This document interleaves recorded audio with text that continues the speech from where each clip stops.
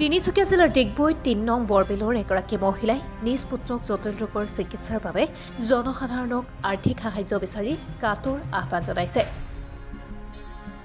দুৰ্ভগীয়া মাতৃগৰাকীয়ে সাংবাদিকক জনোৱা অনুসৰি তেওঁৰ পুত্ৰ দিব্যাংকৰ সোণোৱাল এটি বৃক্ক জন্মলৈ জন্মগ্ৰহণ কৰে।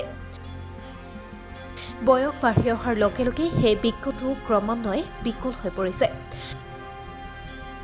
দুটি সন্তানসহ মাতৃ স্বামীহাৰা মহিলাগৰাকীয়ে দিন হাজিৰা কৰি দুবেলা দুসাঁজ খাই তিনিজনীয়া পৰিয়ালটো পোহপাল দি আহিছে। যোৱা 6 মাহ ধৰি সন্তানটিৰ চিকিৎসাৰ ব্যয় বহন কৰোঁতে পৰিয়ালটোৰ পানীত এতিয়া হাঁহ নচৰা অৱস্থা হৈছে। চিকিৎসকে জনাইছে যে ল'ৰাটোৰ অস্ত্ৰোপচাৰ অবিহনে ইয়াৰ চিকিৎসা কৰাটো অসম্ভৱ। সদাশয় ৰাইজে state bank of India account number 3157538618 IFC code SBI N000600 account holder name Jyoti Sonowal, phone number 8135074419 আৰু UPI ID 8135074191ত সহায়ৰ হাত আগবঢ়াবলৈ কাতৰ আহ্বান জনাইছে।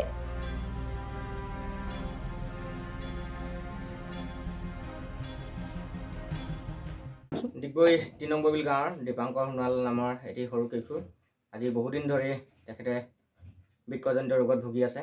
তেখেতৰ জন্মগতভাৱে এটিয়ে বৃক্ক আছিল, সেইটো বয়স বাঢ়ি অহাৰ লগে লগে ক্ৰমান্বয়ে বিকল হৈ পৰে আৰু মাকে যোৱা 8 মাহে তেখেতক ডায়েলাইচিছ কৰাই আছে। যথেষ্ট অৰ্থৰ প্ৰয়োজন হয় ডায়েলাইচিছ কৰিবলৈ বৃক্কজনিত ৰোগত, আমি সকলোৱে জানো। পৰিয়ালটোৰ অৱস্থা একেবাৰে অসহায়, তেওঁলোকক আচলতে তেওঁৰ পিতৃও নাই, মাকে কষ্টৰে ঘৰখন চলাই আছে, তাৰ মাজতে সন্তানটিৰ ট্ৰিটমেণ্টটো কৰি আছে। গাঁৱৰ ৰাইজে কিছু পৰিমাণে সহায় কৰিছে, কিন্তু সেইখিনি পৰ্যাপ্ত নহয়। তেখেতক তাৰ নতুন কিডনী সংস্থাপন কৰিব লাগিব। মাতৃয়ে এটি কিডনী দিয়াৰ কথা চিন্তা চৰ্চা কৰিছে, কিন্তু অপাৰেশ্যনৰ বাবে প্ৰয়োজন হোৱা যিখিনি ধন দিবলৈ অসমৰ্থ। আচলতে পৰিয়ালটোৰ অৱস্থা এনেকুৱা যে হাত ঠাইত কাটিলে এঠাইত তেজ নোলায়। তেনেকুৱা এটা পৰিয়ালক মানে কিদৰে ইমান ডাঙৰ অস্ত্ৰোপচাৰটো কৰিব। গতিকে আমি ৰাইজলৈ এটি অনুৰোধ জনাইছোঁ, যিসকলে পাৰে তেওঁলোকে কিছু পৰিমাণে আৰ্থিক সহায় আগবঢ়াওক। পৰিয়ালটো কিছু পৰিমাণে সকাহ পাব, তেওঁলোকৰ জীৱনটো উজ্জ্বল হ'ব, জীৱনলৈ তেওঁ হাঁহি ঘূৰি আহিব।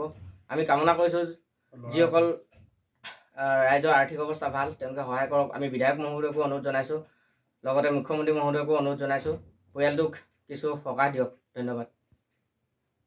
মোৰ ল'ৰাটো আজি প্ৰায় 8 মাহে হ'ল মানে অসুস্থ হৈ আছে। অসুস্থ মানে কিডনী তাৰ জন্মগতভাৱে এটা ডক্টৰে মানে ৰিপৰ্টত ওলাইছে আৰু তাৰপৰা এতিয়া 8 মাহ হ'ল আজি ডায়েলাইচিছ কৰি আছোঁ ডিব্ৰুগড় মেডিকেলত।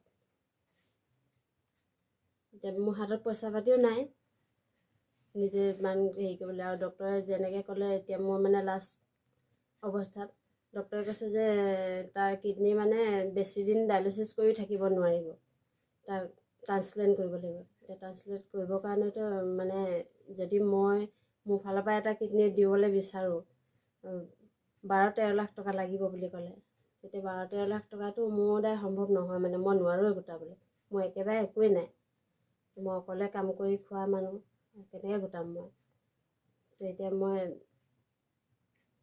গাঁৱৰ ৰাইজে সহায় কৰিছেনে? গাঁৱৰ ৰাইজে আপোনাক? গাঁৱৰ ৰাইজে কৰিছে কিছু, কিন্তু যিমানখিনি কৰিছে গাঁৱৰ ৰাইজে এতিয়া একোৱেই নহ'ব সিমানখিনিও। কিন্তু মই মানে সমূহ ৰাইজক এটাই আহ্বান জনাইছোঁ যে মোৰ ল'ৰাটো সুস্থ কৰিবৰ কাৰণে কিবা কৰি মানে অলপ দয়া কৰক আৰু টকা পইচা কিবা এটা সহায় কৰক। আৰু অসমবাসী ৰাইজক সকলোকে কৈছোঁ, আৰু মই বিধায়ক মহোদয়কো কৈছোঁ যে মোৰ ল'ৰাটো উদ্ধাৰ কৰক, কিবা এটা দিয়ক মুঠতে মোক ল'ৰাটো সুস্থ কৰিবৰ কাৰণে। মাননীয় মুখ্যমন্ত্ৰীকো কৈছোঁ, আহ্বান জনাইছোঁ, কিবা এটা ল'ৰাটোৰ কাৰণে কৰক, দিয়ক। আৰুনো কি ক'ম, মই তেওঁৰ ওপৰতে ভৰসা কৰিছোঁ আৰু কি কৰে।